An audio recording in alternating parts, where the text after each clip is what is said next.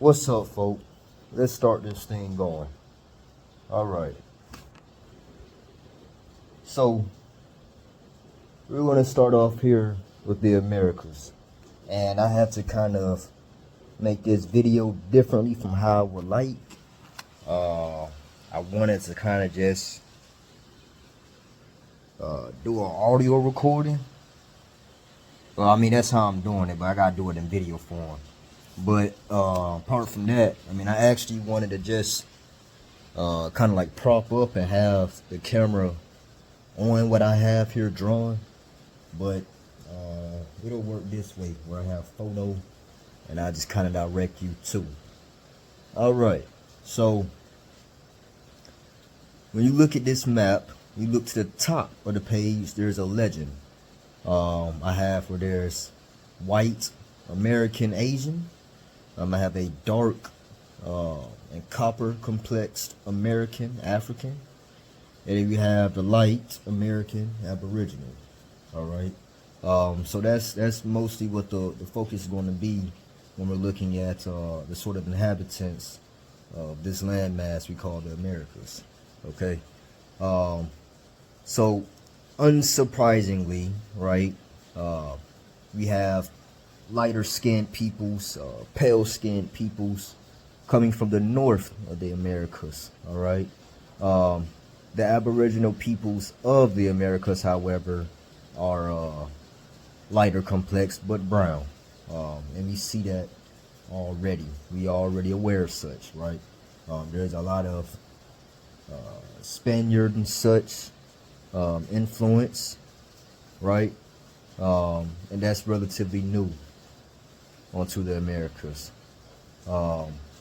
Okay, so we are aware of the strait coming from, what is that, the west and to the east from Russia, right?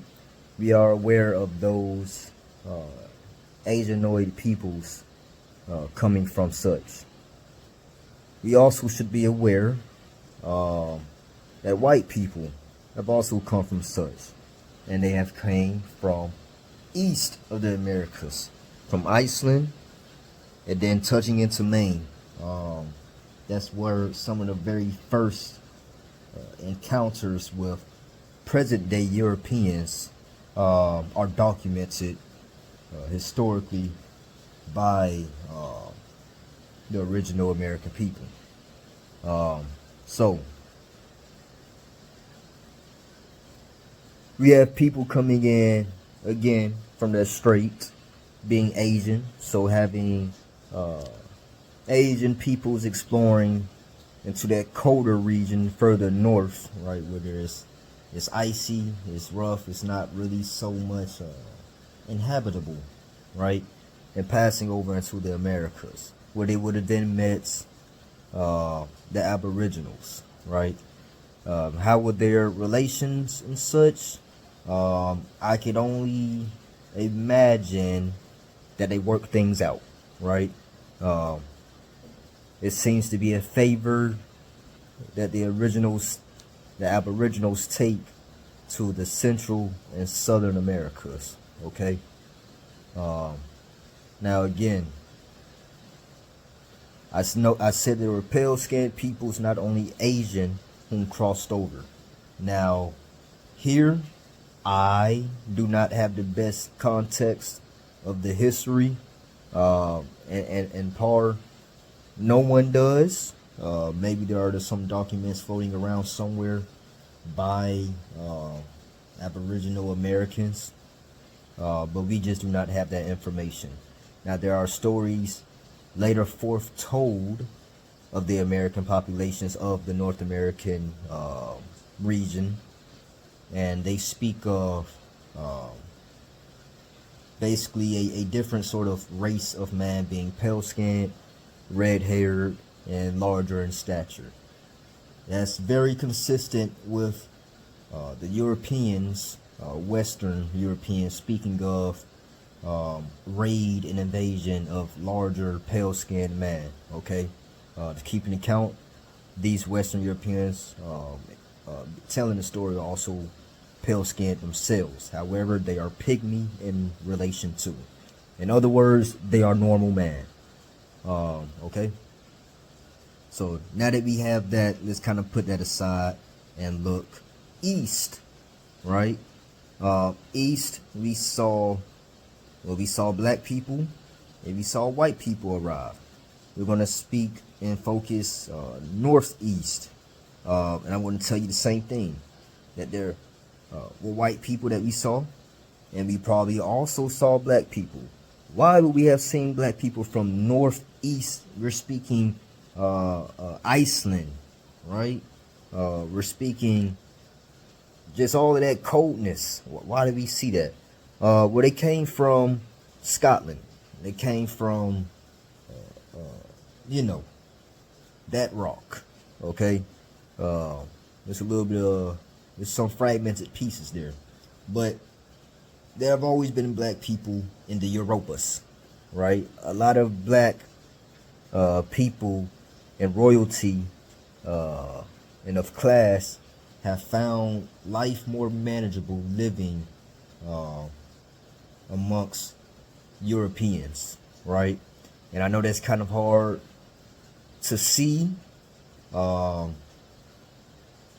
because of all of what the conflict is of black and white. To put most lamest, most simplest, there is an order today which were not once upon a time, and it is by white fractions which have capitalized and built wealth and power. Okay, and that's just what it is. Okay. Now, why would an African or black want to be in Europe in the first place, even before said order today? Well, a lot of people find it very comfortable getting away from this more, and I say this because of where I'm located, which is deeper, further south in Africa, right? Getting away from this sort of hot, tropical, and what also would have been so social environment, right? Just getting away from, again, that social environment and those things, right? Where politically this, that, blah, blah, blah, blah, blah, they found it more favorable to be in Europe, okay? So that's just something to kind of think about. I want to get back to America, but blood moves, blood travels. A family can be black at one time and white another and back to black. Okay. That's just how that goes. We see it with the Asians. They were darker skinned, they're lighter skinned now. They border where white people originate, which is that northern part of Asia. Okay. So anyhow, and back behind those mountains. Now, when I say behind those mountains, I mean the Caucasus. I'm talking about Moscow. I don't know exactly how that went down in terms of they originate there. Maybe they originate further north, such as Finland. Maybe further east. I don't know. But in that basin there's more resource, better farmable land. It's more suited for larger settlement. So that's what we have there around Moscow region, known as the very first settlement of white peoples. That's what's known behind those Caucasus Mountains. Okay, all right. So back to the Americas. People were seeing black and white. There was a lot of flushing of black people out of the Middle East and out of Spain and other western parts of Europe. And a lot of times, when we're dealing with the western part of Europe, these black people would go further north, right? So that's why we have red-haired populations of Scotland, right? And going into Norway, Sweden, right? That's what happened there. There are black and brown peoples who went further into those regions, and so we also have stories and depictions of black Vikings and gods. Okay, so the Americans, right? And I really want to focus not on the Aboriginal Americans. because of myself, right? I'm a brown skinned man myself, lighter brown, right?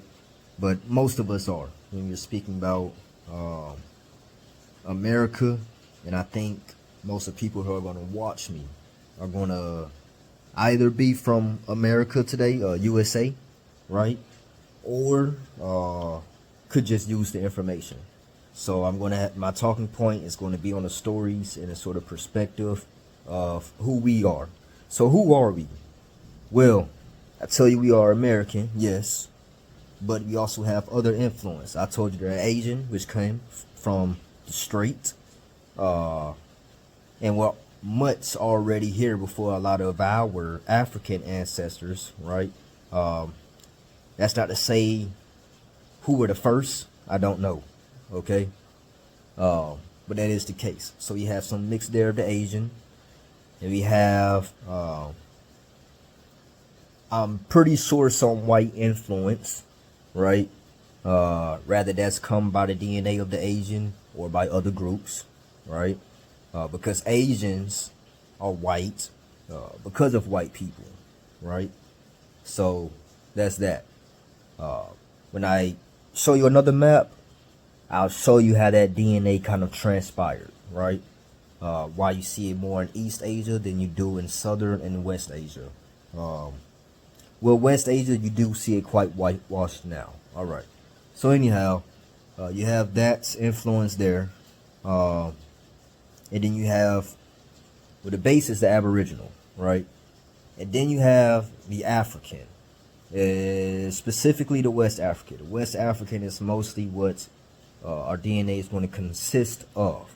The West African largely settled in that Middle American region where all those islands are. Mexico, you probably heard of the Olmec, right? And then you're going to see East Americas. You're going to see East America of North America, where we are today. Then you're going to see, Texas and all of such. You even see along California and those things too. Though the black population there is not recognized as being nearly as strong bound as it is in the East, right? We are mostly located in the East part of America. So how did all that come to play? How were the relations? The relations were manageable. They were fair. That's why in the first place there were cities such as the Olmec which were able to be founded and created. That's why there were settlements, right? Because relations were fair. Looking at stories, there were good relations. This is told on the accounts of the Americas and of the Ghanaian Empire, right? And history goes way back before, but this is some of the only documentation that I have come across, right? So relations were manageable. There were trade, and there were some, I guess, exchange of residency, right? I don't know how it looked from the Americas going to Africa, but I know that there are definitely some from Africa going into the Americas, right? Now, there's very same people who speak of the relations, and I'm speaking of the Aboriginal Americans, speaking of the relations with the African. Also speak of further relations with what they called, or what we know today presently as the Moors, and what they had to say about is quite interesting. The Moors actually told the Spaniards and such, the Europeans, of the gold and other resources that were in the Americas.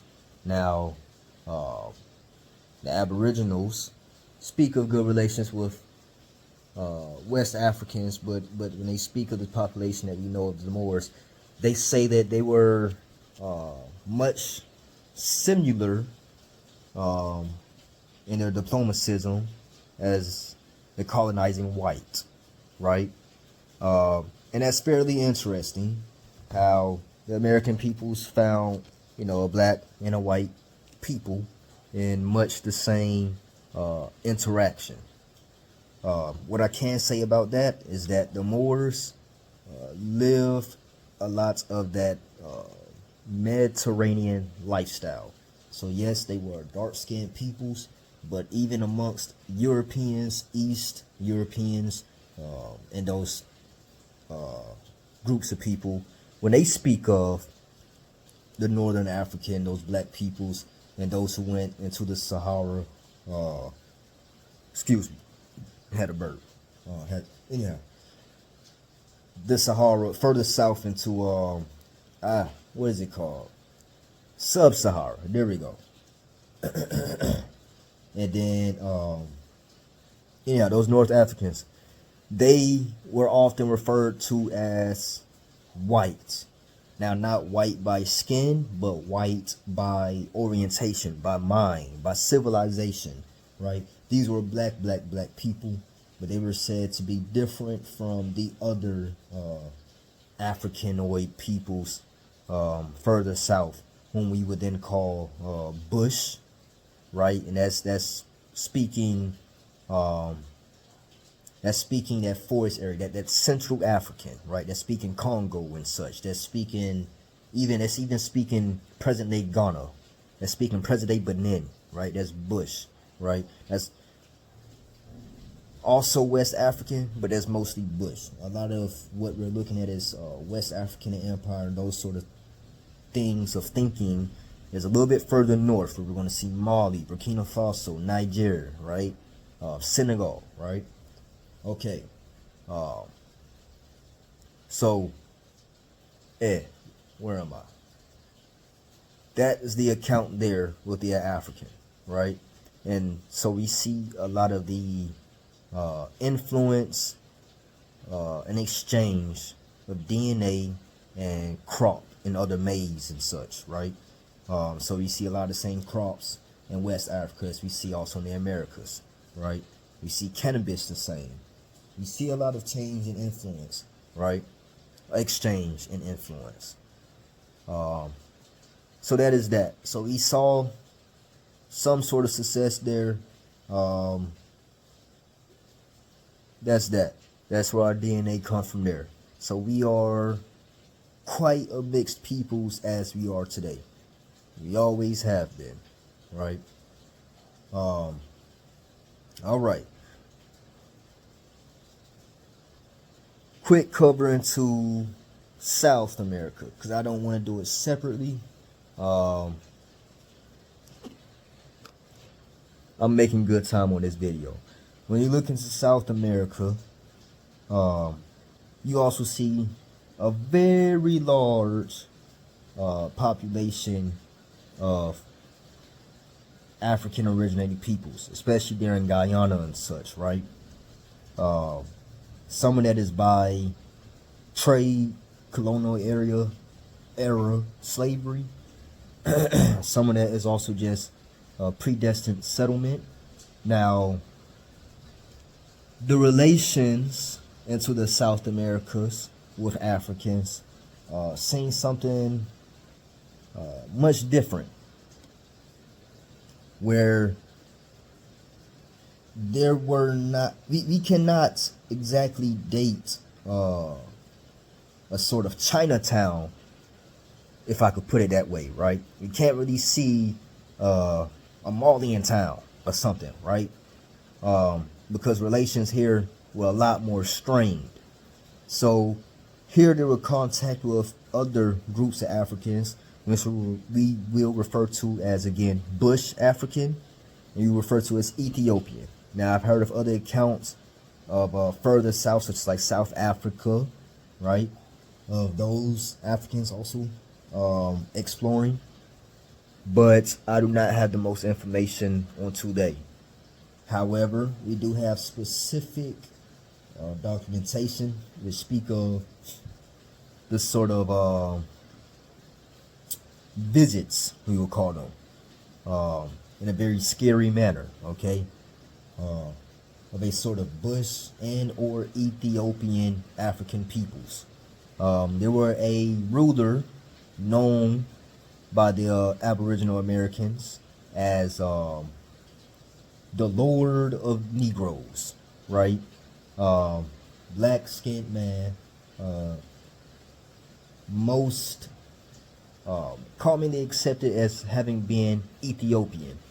Now, Ethiopian referred to as sort of Central East Africa, all right? So that's going to be your South Sudan, your present-day Ethiopia, your Somalia. That's going to be some of your Congo, your Uganda, right?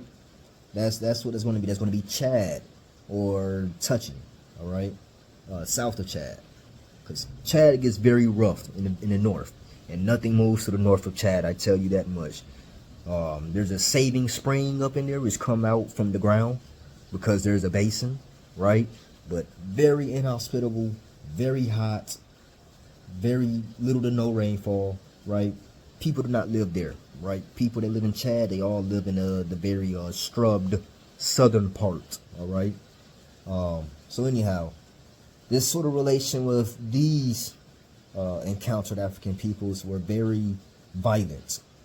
So much so that they were actually very much feared, and you do find sculptures of Negro complex wool-haired gods, and all of this were only to appease the visitors. That's it.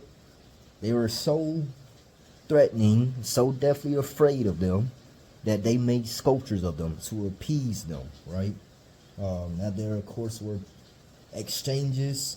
You see a lot of the same way things are built in terms of pyramids and what, right? And other exchanges. But again, these relations by accounts were not friendly, all right? So with all of that, you can kind of look today and kind of see the success the white man has had, and kind of piece some things together, right? Whereas, in that time of colonial relations were still established, but not throughout all of Americas, only because the Aboriginals and the Africans had to work together because of the common enemy, right? But still, till this day, there is a contention of Aboriginal Americans and Africans. It just is. That's why we find a lot of the Aboriginals, they're not so much a fan of the black skin, nor they're a fan of the white skin. But the white skin holds the power in the economy. So you must know and recognize that, right? So that's that. I think that's where I want to end it. If I have more to say, I'll make another series. If you like it, well, comment and like, right? And I'll bring you more information. Thank you. Hey, if you got anything specific you want to know, let it be known in the comment. Oh, I might have gave y'all another way to contact me. Whichever the case, do so. Comment, like, yeah, you know the deal. Anyhow, that way, shoot, I'm going to get on around. I'm going to go find that information for y'all, bring it right back to you. You know what I'm saying? Let's work together to build something. Stay tapped.